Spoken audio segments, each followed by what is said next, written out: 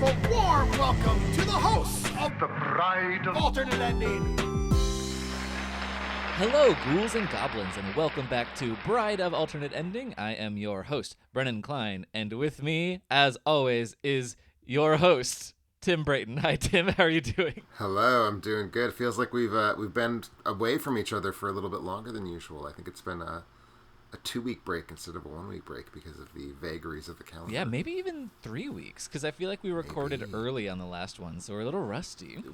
I don't think we tell that to the people. I think we just pretend to the people that they're listening to us live as we record. Oh, yeah, exactly. That's the magic of podcast That is the land. magic of podcast land, and also we're always rusty, so they wouldn't have noticed a difference if I hadn't brought it up. Exactly. I'm still in the middle of having my first caffeine of the day, so I will hopefully de-rust as the first 10 minutes of the show go on. All right. Yeah, I'll grab the oil can, and we'll work on that. I love it. Apparently, one of the Tin Man hats used in shooting just sold at auction like 2 weeks ago. That has nothing to do with anything, but you said oil can. It's like, aha, I have a fact. I love facts. Not even a fun fact, just a fact. I mean, most fun facts are just facts. Honestly, they're just rebranded. That's a good point. Anyway, so it is a new month. We are here in May. We have another request for a topic from an Oscar-level patron. This one is Carl Beasley, and he asked us to discuss the horror output of one Sir Edward Furlong. You know, everyone's favorite actor from the early 1990s. It's hard to think of these great movie stars that we have such this like sense of their robust, wonderful career, having had those skeletons of the closet of some early horror films, but Furlong indeed did. Yeah, it is really shocking. But yeah, we're here to discuss Pet Sematary 2 from 1992, and I know this will shock you, but this is my second Edward Furlong film that I have seen. This turns out to actually be my fourth Edward Furlong film, believe it or not. Wow. Although Edward Furlong film, I think, is a term that is perhaps distinct from film in which Edward Furlong appears. But it is the fourth one of those that I've seen. Okay, well, I mean, frankly, Pet Sematary 2 is a film in which Edward Furlong appears. We'll get into that, because it is, yes, in a way that is weird. Yeah, okay. I don't know what to do with it. Yeah, no, it's really peculiar. I mean, I welcomed the opportunity to watch this movie. I've seen the original Pet Sematary, but I have not dived into the extended canon, so this was an interesting journey for me. Was this a first-time watch for you as well? It sure was. I cannot even necessarily say that the existence of a Pet Sematary 2 had really fully penetrated my consciousness until you and I started looking at Eddie Furlong films to decide which one to watch. Yeah, it is not... Well, it's weird. Okay, so, I mean, I follow a lot of horror people, so this is not a good... it's not statistically significant, but when I went on Letterboxd to see which of my friends had reviewed it, there were a lot of people that I knew who had seen Pet Sematary 2. And even for an obscure horror sequel, like, my people aren't always up on that in such numbers, so it must have a presence in some way, but it could have fooled me.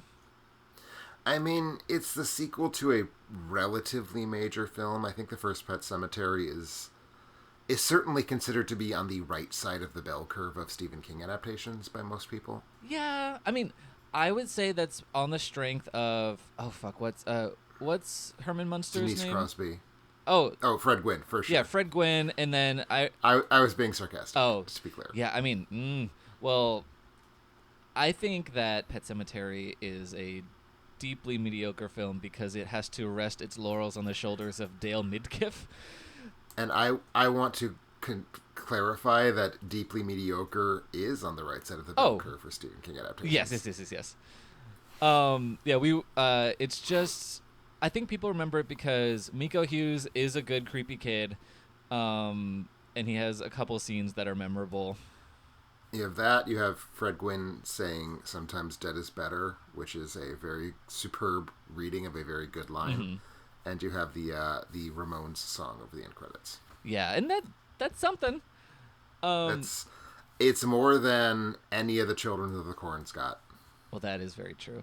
Although the 2009 remake of Children of the Corn has kind of a dubstep remix of the Children of the Corn theme, which I highly recommend. Well, You do know how much I love dubstep. I know. Anyway, so I was kind of hoping that this movie would be better than the original because there's certainly room for that.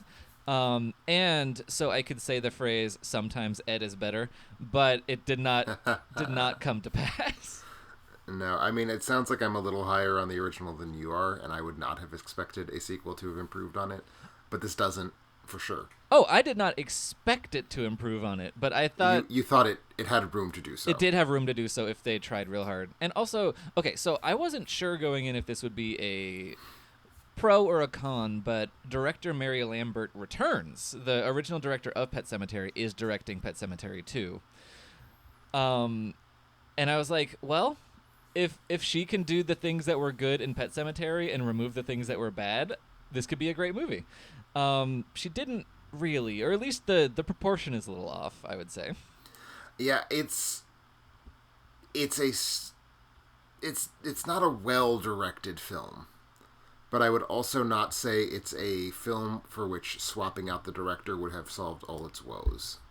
Yeah, I wouldn't, or potentially any of its woes. I wouldn't lay the sins of the movie on Mary Lambert per se, although No. there are many choices from every team that are, I don't know, it exists in this space of like, not bad, but certainly nowhere close to good. It's in a space of you made a choice and I don't respect it.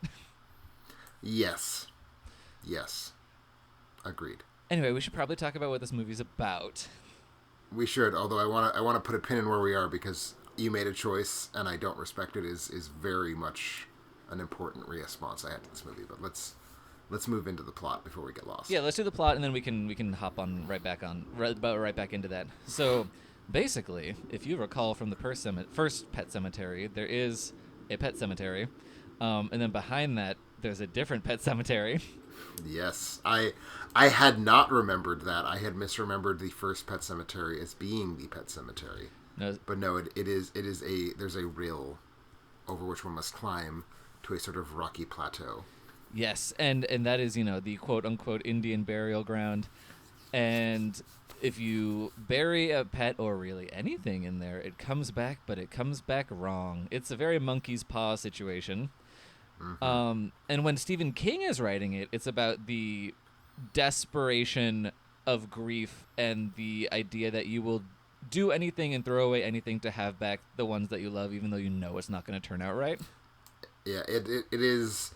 It's from Stephen King's cocaine years. It is one of the prominent films from his cocaine years. Is this the one that he claims he doesn't remember writing? I think Cujo is the one he. I was going to say it's either this or Cujo. Okay, so it's Cujo, but still, this is cocaine Stephen King. So I'd say we could even extract it, or not abstract it, a little bit further than that to say this is really about having a pain within you that you're so desperate to get rid of that you will make just horrible choices, dark, destructive, bleak choices, which in this case manifests as these really haunting moments of people just corrupting what is good about their loved ones and turning them into these sort of monstrous perversions. I think Pet Sematary, just to get it out there, I think it's one of Stephen King's very best books. It's a top fiver for me. That is really good to know. Okay, I regret to inform you that I've actually not read Pet Sematary. That's one of his classics that I missed. When I was in junior high and early high school, I was just blowing through Stephen King. But I got to a point. You know who else blew through Stephen King? Who? Tabitha King? Well, blow is a euphemism for cocaine.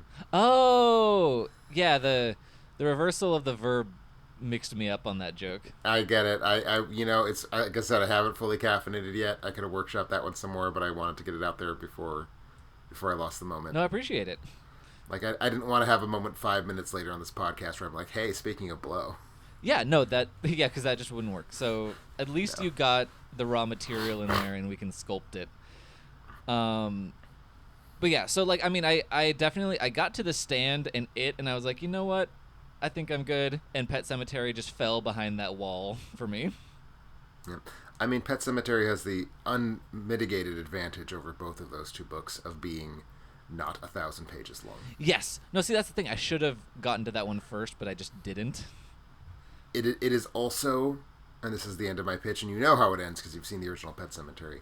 It is one of the very few Stephen King novels whose ending, I think, follows logically and is satisfying. Ooh, no, that's good. Yeah, because his ending, I think it's a typical Stephen King ending, but it's nice that it actually fits the story that it's telling. Yeah, I believe Stephen King to be almost completely incapable of ending anything that has a length of more than 50 pages. And in the case of Pet Sematary, he brings it down. He gets that plane landed.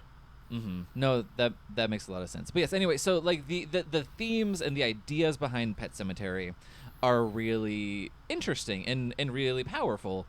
The original movie kind of glances toward that, especially because it is about the death of a child, and it has this kind of core of feeling it's very easy to get an audience to care about.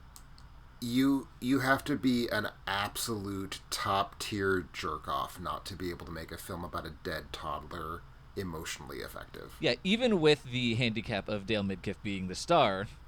And Denise Crosby being the co-lead for that. Yes. I just like what a handsome, untalented man. That was such a frustrating performance.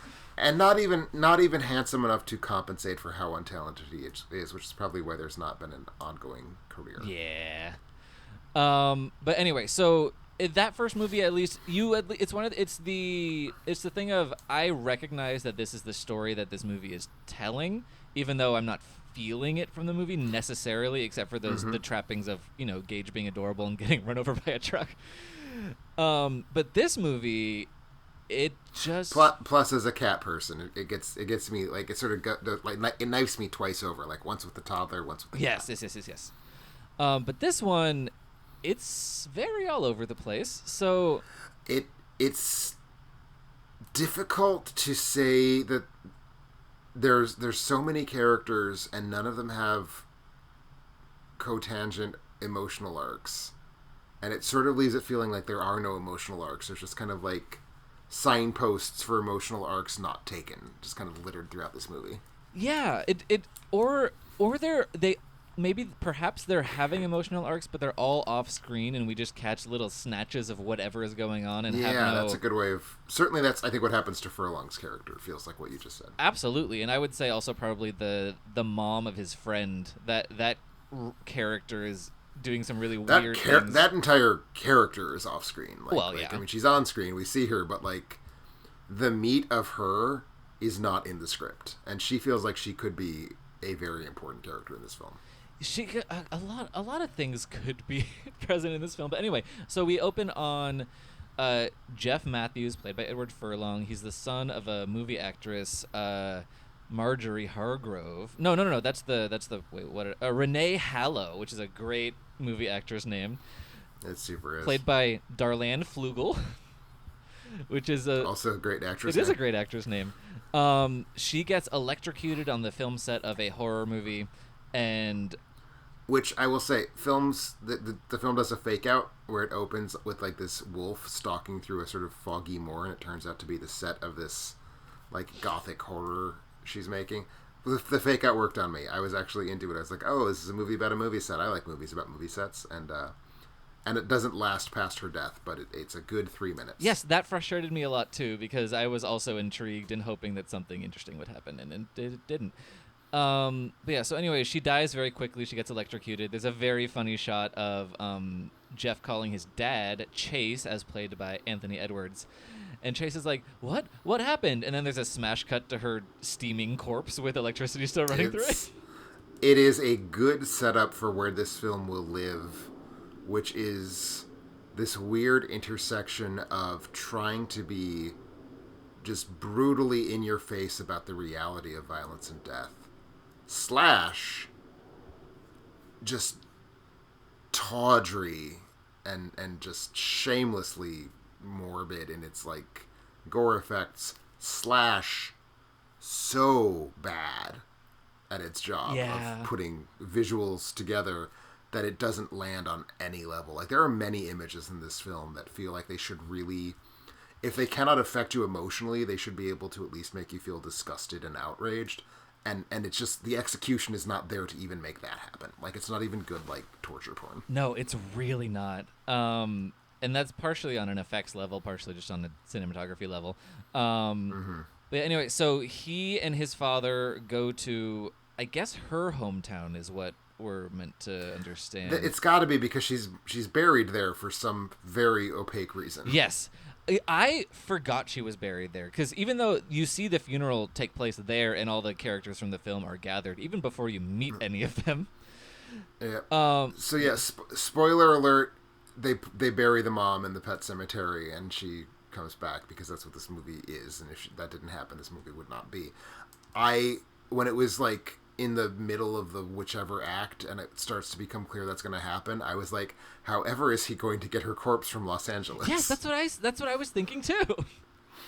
But apparently it's in Maine. His dad's a vet, which his dad's a traveling van vet. Yeah. Which is such an insanely convenient job to have to facilitate the plot of this specific movie. And yet it consistently fails to do so. Basically, his main function is to investigate the fact that the pet that is seemingly alive is in fact undead, but we fucking knew that.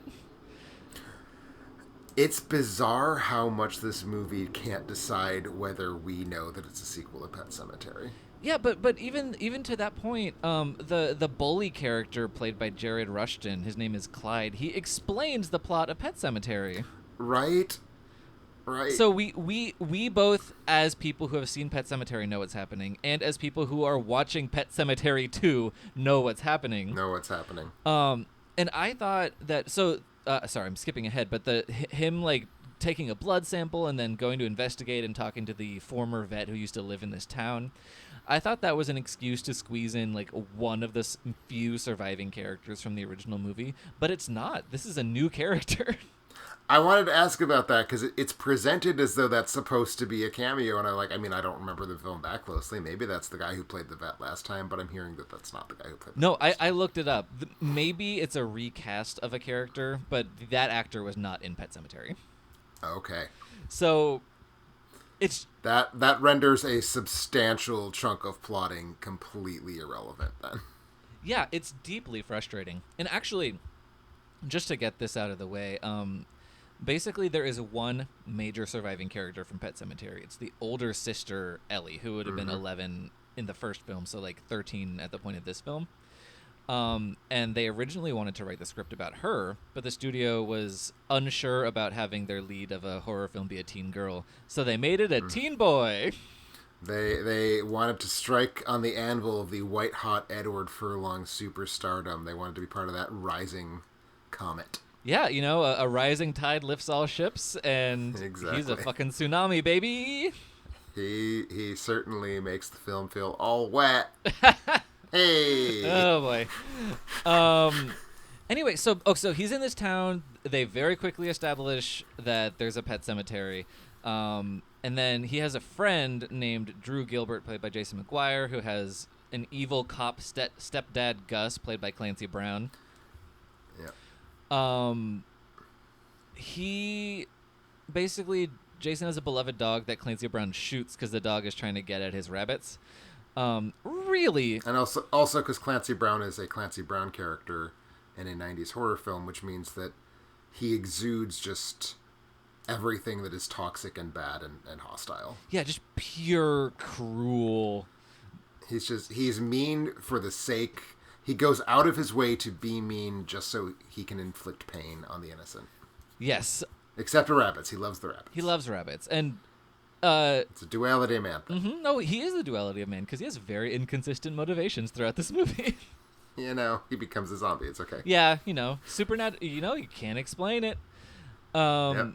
But anyway, so the kid's dog Zowie dies and gets resurrected, and then the vet dad investigates this, and Zowie alternately defends Drew from attack and then keeps menacing both him and Edward Furlong.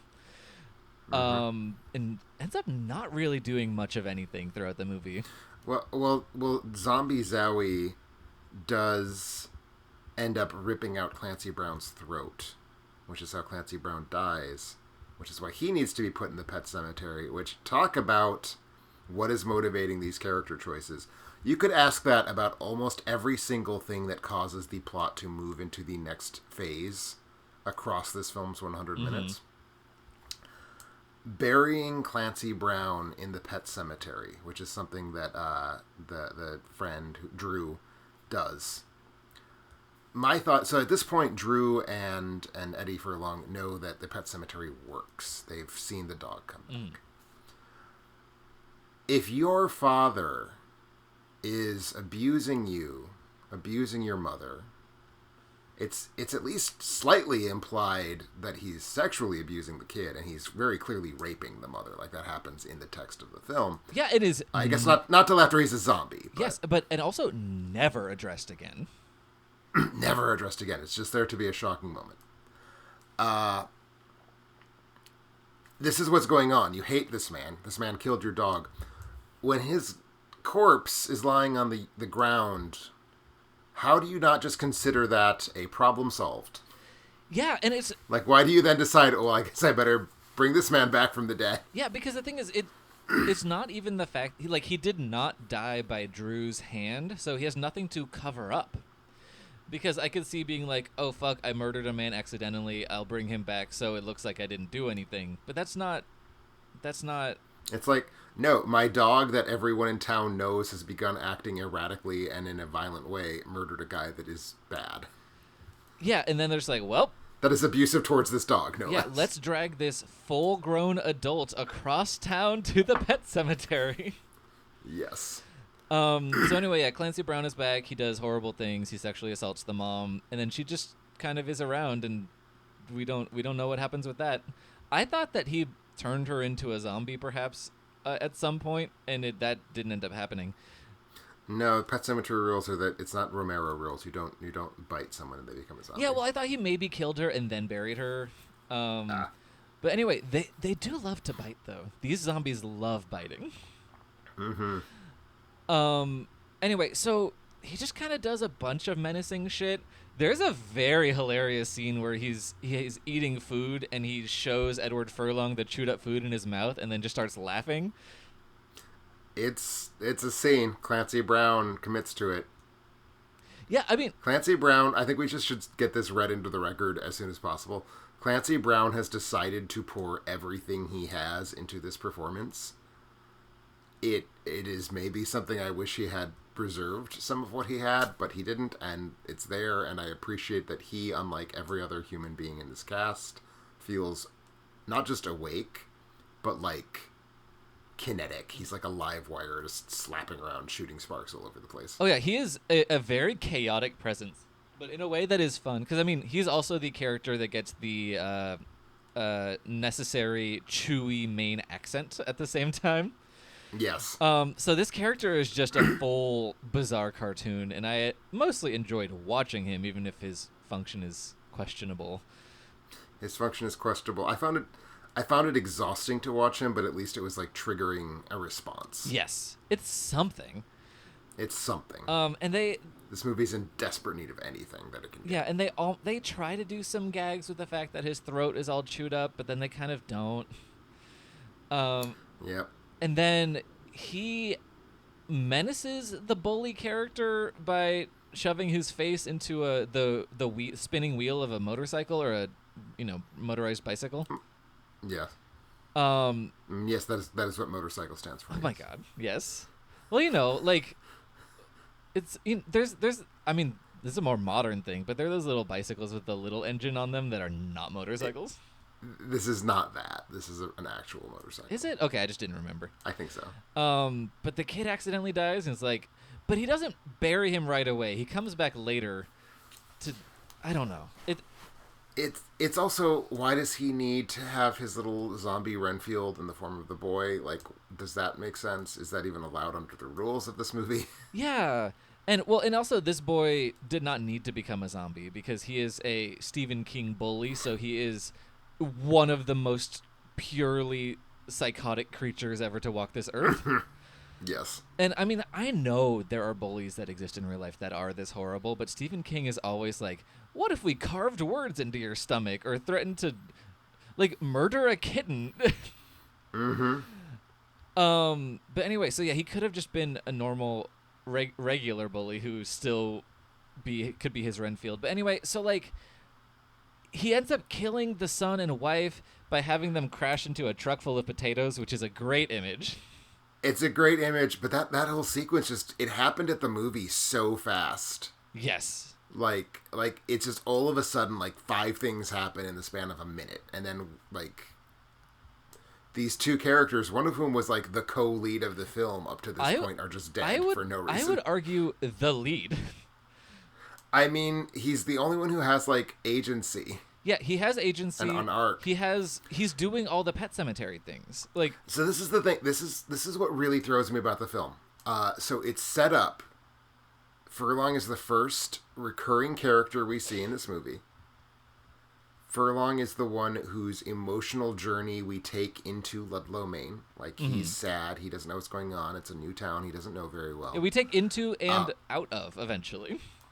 Yes. So like he is our character that we are attached to for the large first chunk of this movie. And it is very clear that the film is building towards he is going to deal with his inability. He watches his mom die horribly. That's the opening scene, right? And we learn 2 things about him. One is that he's seen his mom die horribly. 2 is that he was clinging apparently very like passionately to this belief that his divorced parents were going to get back together. This is what motivates this character. So we know that what is going to happen is that he's going to bury his mom in the pet cemetery, and she's going to come back, and it's going to be this kind of disgusting parody of domestic life, and he's going to have to get past that and probably be complicit in the re-murder of his mom to like have that emotional arc. That's why this character is written. This is how this character is introduced. That does not even appear as the glimmer of a plot line until the 80-minute mark. Yeah. And it's not established. It just starts happening. Yeah, and it's like the key scene where he makes that choice happens off screen because he has Clancy Brown be his like Clancy Brown is the one who actually goes to get his mom's body. So like, how did that conversation go? Yeah. And then Clancy Brown eventually says that his motivation was that he wanted someone to fuck. Which I am going to give the movie the credit of assuming that was just him saying something to be cruel rather than being true. Yeah. Because it just becomes too fucking ludicrous if it's a Bride of Frankenstein thing. Yeah, it's just so yeah. This crops up. Yeah, after the character who has done anything or felt anything is dead, Edward Furlong's like, I guess I'm still the lead of this movie, and eventually there's this third act showdown in the attic where the mom comes back. She kills the housekeeper who we barely mentioned, who doesn't matter. Who is wearing her clothes, and then she comes back and she's like with Edward Furlong and like kind of tricking him into thinking she wants to be the mom and get back together with the husband, but then Clancy Brown shows up to wreak havoc, and then she sets the attic on fire and then proceeds to, in a thrilling bit of staging, stand on a bed and do nothing while Edward Furlong and his dad run around. She doesn't do nothing. She does one very important thing. Which I think is the sort of, if we needed one specific thing to point to and say, like, they didn't get it, and here's how we know they didn't get it. She, while surrounded by flames, I think the flames have been lit by this point, but it's while she's trying to seduce Edward Furlong into her life of psycho zombieism, screams, "Dead is better." Oh, yeah. And it is clearly the implication that what she's saying is, it is better to be dead and therefore to rule as some sort of weird carnivorous psychopath zombie creature. Whereas in the original, it very simply means, no, they died and that's sad, but dead is better than the alternative. Dead is better than bringing them back. Yeah. And so it becomes this weird like zombie rallying cry when it shows up in this movie. And it's just so witless. It's such a dumb way to bring that line back in that just sort of indicates to me, oh, you flat out did not get what was going on in the first film. Like, you don't understand what the emotional threads were period, do you? Yeah, and I mean, that is definitely the cherry on top, the bow that like really provides the thesis of how little they understand what they're doing. But Yep. the evidence is scattered throughout, liberally. We've already learned this because we have at this point sat through 135 minutes. That's okay. 1 hour and 35 yeah, minutes. Jesus, I was like, I wouldn't have done that. That wouldn't have been on this It list. felt like it. Mm-hmm. Okay, so we have discussed the plot insofar as there is one. Let's go back to those choices, Tim. The choices that this movie makes. So, you kind of mentioned this along the way, but good golly Moses, what is going on with the cinematography in this film?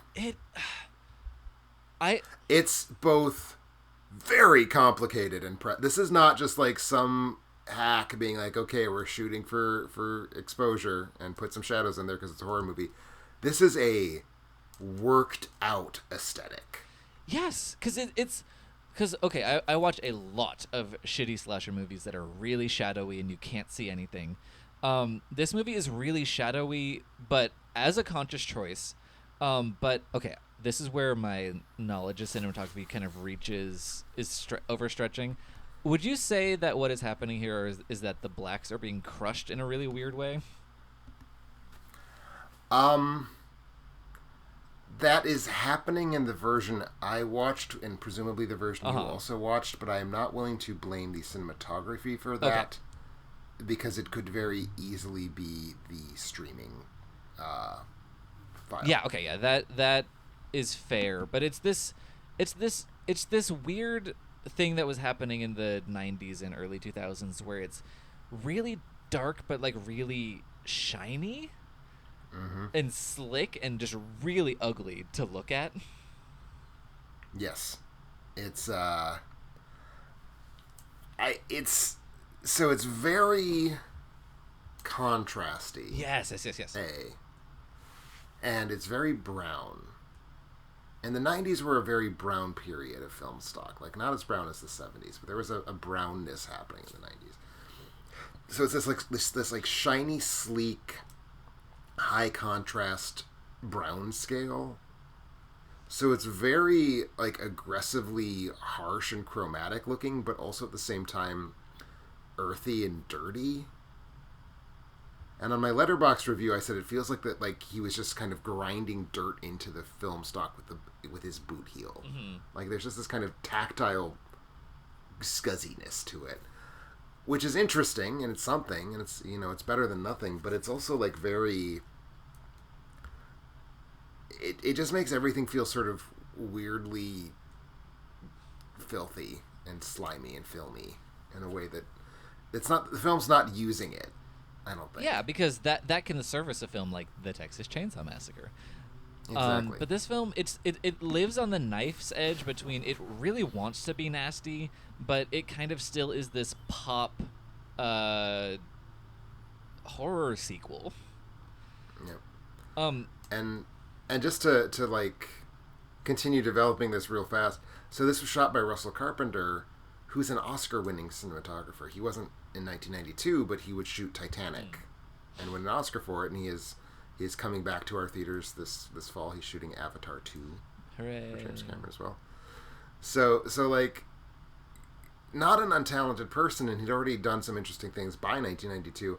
But like, I don't understand why he's doing what he's doing in this film. And you were starting to go in the direction of there's a nastiness to it, and I think that's really, really real. It wants to be nasty, but it's like it doesn't know how to be nasty. Yeah, and it also wants to exist in this 90s pop culture space that it doesn't belong in. I mean, the original Pet Sematary, like it had the Ramones song, like it had some pop stuff going on, but the dear sweet Lord baby Jesus, the needle drops in this movie. The needle drops in this are awful. Yeah. Like, I don't know the band L7 or their song Shit List, but I do know that the band L7's song Shit List shows up in Pet Sematary, and it is a catastrophe that it does so. Yeah, I would say every single song is... Well, first of all, the songs are just bad in and of themselves. We were like, oh, this is a bad Tina Turner ripoff. This is a bad Bikini Kill ripoff. This is a bad Marilyn Manson ripoff. With lyrics like "I want to die just like Jesus Christ." I was agog when that started happening. Yeah, but so like it's just so deeply confounding because like yes, the songs are bad. But needle drops, I'm not opposed to needle drops, even in horror films, of this period. I would say that Silence of the Lambs is not the same movie without Goodbye Horses or Goodbye American Horses. Girl. Yep. But not only are the songs bad, they come at the exact wrong time to have a lyrical song. Like, it's always at a moment where it would be best served by being score. But then all of a sudden, it's this horrendous, ear-splitting fart rock song. I don't even know what genre to say these are in. Like, so it is. I think one of the major legacies of the first one, we touched on this already, is the Ramones song "Pet Sematary," and I get the feeling. I mean, I don't know from Mary Lambert's taste in music. I don't know if she was a punk in her youth, or if she was a punk even in '92 when she was making this film. But I think it's very clear that Mary Lambert knew that like punk ethos was part of Pet Sematary. It was like a punky movie in a way. It was a movie that had a Ramones score, Ramones song, and when the Ramones song kicks in, you feel like the movie had earned it in some way. The trick is that by 1989, when that movie comes out and that song happens, punk is already like dead. So in a sense, Pet Sematary is bringing it back from the dead. But it's a throwback. It feels like this like lost world dinosaur kind of lumbering up into the pop culture firmament when in 1989 we have a Ramones single. I mean, I don't know how long the Ramones lasted before they just kind of finally collapsed of their own weight, but they are not a late 80s band. They're a 70s and early 80s band. So already she's making this gesture, the film's making this gesture in 89 that's like sort of weird and throwbacky and nostalgic and you know, just achronological. But she's then trying to do it again 3 years later, and I think that's really just trying too hard, but there's not a subculture there. Like, this is not a period when we have like a subculture ready to go yet. That's kind of the story of the early 90s really, is like the 80s are clearly over, we don't have a new thing to replace it. Nevermind was not out yet, correct? It may have been, because I think Cobain died in 94. He died in 94. I was thinking Nevermind came out in 92, but maybe it came out in 91. September 91. Okay, so grunge now exists, but not necessarily at the time they're making the film. So it's this weird, like, it's like this, again, I don't know Mary Lambert at all. Maybe she has no investment in punk. It feels like a middle-aged punk humiliating themselves by trying to think like, well, here's what the kids must like because this is what I would have liked when I was a kid. And it doesn't play and it doesn't fit, and the movie's trying to be this thing that it can't be. It's not a punk movie. Like it's trying to be forced to be this like punk movie, but it's not even punk. It's fake punk. It's like whatever the hell L7 is, you know? Yeah. It's kind of undefinable. I guess this would be the alt rock period, which it just doesn't feel kind right. of. But it's even alt rock's not really a thing yet. Yeah. I don't know. Well, okay. So I was looking at Mary Lambert because I remembered she directed a bunch of music videos before making Pet Sematary, and I was wondering if that would help give us insight. And the answer is no, because she directed the Go-Go's, Sheila E. She directed Madonna's videos for Like a Virgin, Borderline, Material Girl. So it sounds like she's a very important director of music videos. Yes, I would certainly say so at the time in the 80s. I have to ask. This is very spurious. Which Go-Go's videos did she direct? Sorry, let me get that back. I'm just curious if it was Vacation, because I think Vacation's a really great video. I don't think she did Vacation, but that's too bad. Let us find out. Sorry, give me one moment, please. But this only confirms it, and while you're looking, I will continue prattling, because, like, if you are someone who makes the Material Girl video, which, to be clear, is a good video, you are not also someone who's going to make like the great proto-grunge horror movie. Yeah, exactly. But yeah, no, she did not do Vacation.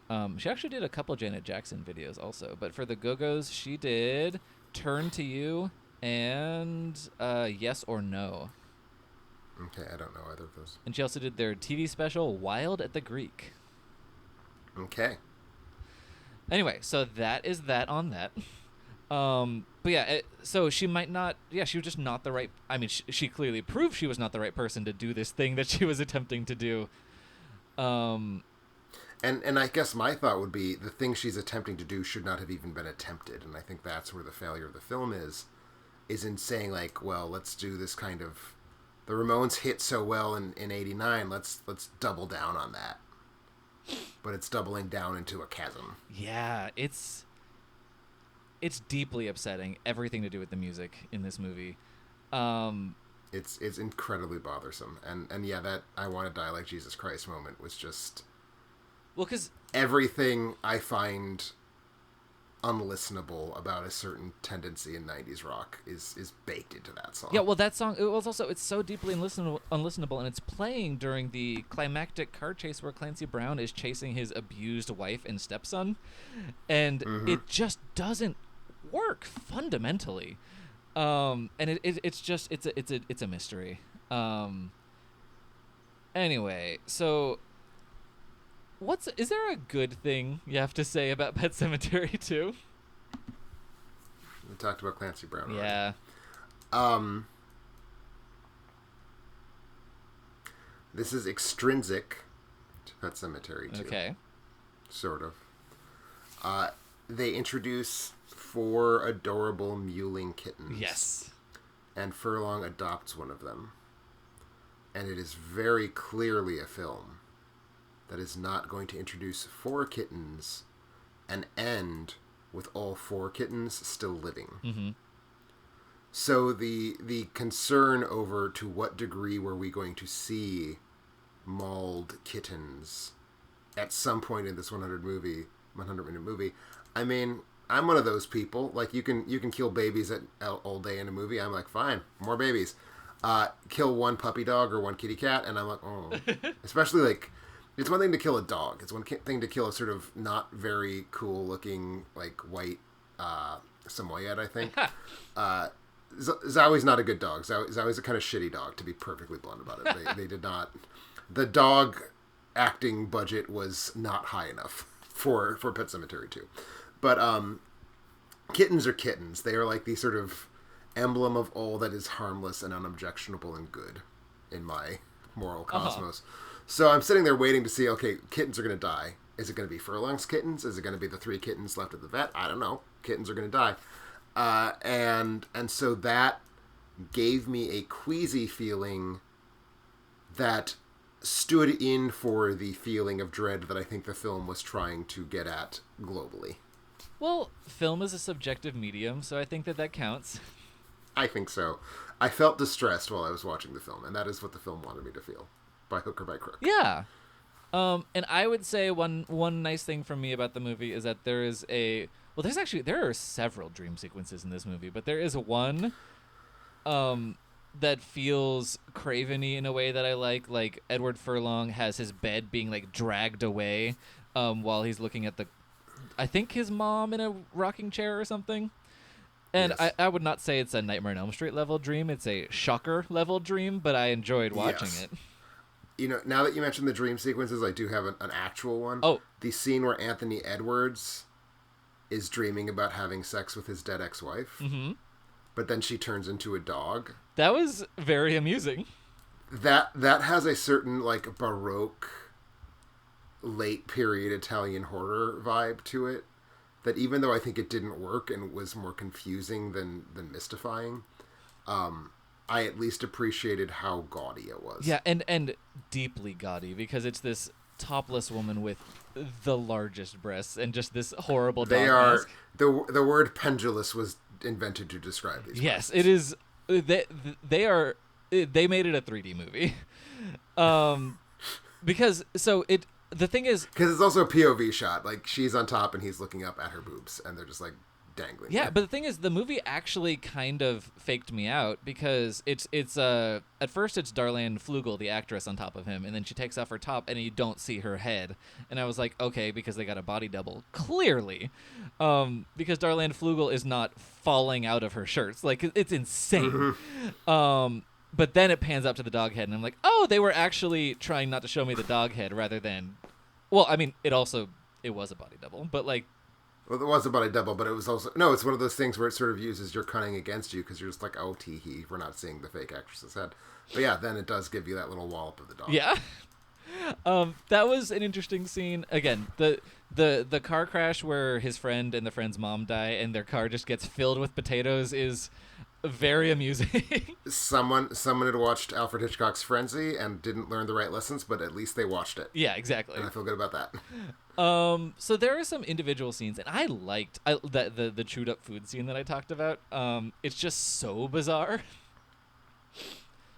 Again, anything to do with anything that's foregrounding Clancy Brown's acting choices is at least vivid. Yes, which is the most you can ask, because this movie, it is just deeply scattershot, and there's nothing to hang on to otherwise. There's no consistency of anything. It's just whatever is happening on screen is what is happening. It is an eternal now, and when Clancy Brown is in the now, it's a better now. That's a great way of putting it. So those are what we have to say that's nice. Obviously, if we start going into every single thing that's bad, then we will be here all day. But I do think we need to touch on one very important thing, because it is the reason we've gathered here today. Oh, which is to celebrate the career of everyone's favorite child actor on the strength of his world-class performance in James Cameron's Terminator 2: Judgment Day. Mr. Edward Furlong. What do you think about Eddie Furlong's performance in this movie? He honestly made no impression on me. It's like I was staring at the wall behind him more than at a human being. It is not a performance that feels like someone spraying acid in my face the same way that his performance in T2 does. Yes. There are no, are you calling moi a dipshit moments in this performance. But I feel that it is trying initially, going back to what we were talking about all the way at the beginning of this episode. It is building itself to be an Edward Furlong movie. He is the character whose emotional trauma ushers us into the plot, brings us to Ludlow, Maine. Eventually, he is the character whose desperate choice creates the climax. So we are meant to have some sort of thing out of him. And again, it becomes very confused about who it thinks the protagonist is. It becomes very confused about what it thinks the emotional arcs are. But initially it is an Edward Furlong film. And he is not equipped to do that. He does not have anything that it takes to make that happen. Again, he is not insipid the way that he is insipid a year prior in T2. But he is not an emotionally compelling presence, and I don't think this would have saved the movie. I don't think the movie could be saved by just one trick, but I think a young actor who actually did feel like his pain and sadness and sorrow were palpable to me and effective to me in that first act might have gotten me at least somewhat on the film's side ever, but certainly early enough that it might have done some good.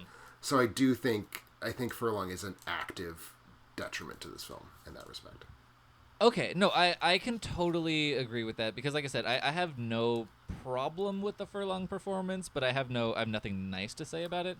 But you're right, like he is a presence that you just slide right off of at a point where the movie desperately needs you to be invested in it at all. Like if Furlong, if we somehow use our time machines to replace Furlong with Sixth Sense Haley Joel Osment. Yes.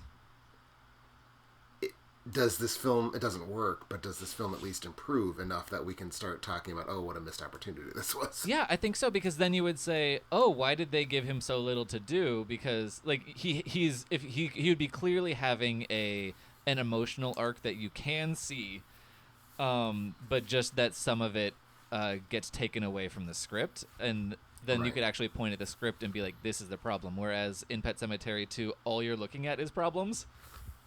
Mm-hmm. No, I totally agree with that. It's certainly not Edward Furlong's fault that this movie is so deeply flawed. Oh, but no. He's one piece of the this mosaic. Movie is a scintillating kaleidoscope of flaws. One piling atop the next. Mm-hmm. It just like building a cairn out of stones at the pet cemetery. Mm-hmm. Ooh.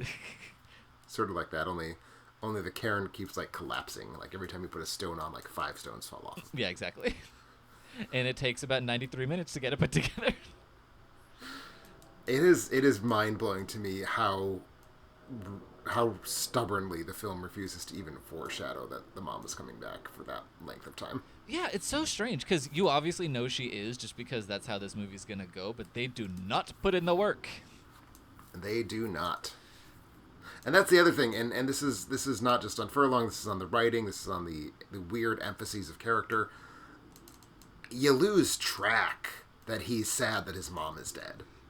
Yeah. Like, after he meets Drew and they bring Zowie back, the film becomes about what's this zombie dog doing. Like, we have completely, at that point, abandoned the idea that there's this traumatized child whose mother died horribly in front of him. Like, the movie just doesn't do that anymore. Yeah, like, it gets to the point that's still, like, not that far into the first act where the housekeeper shows up and she says something to him and he's like, "You're not my mom!"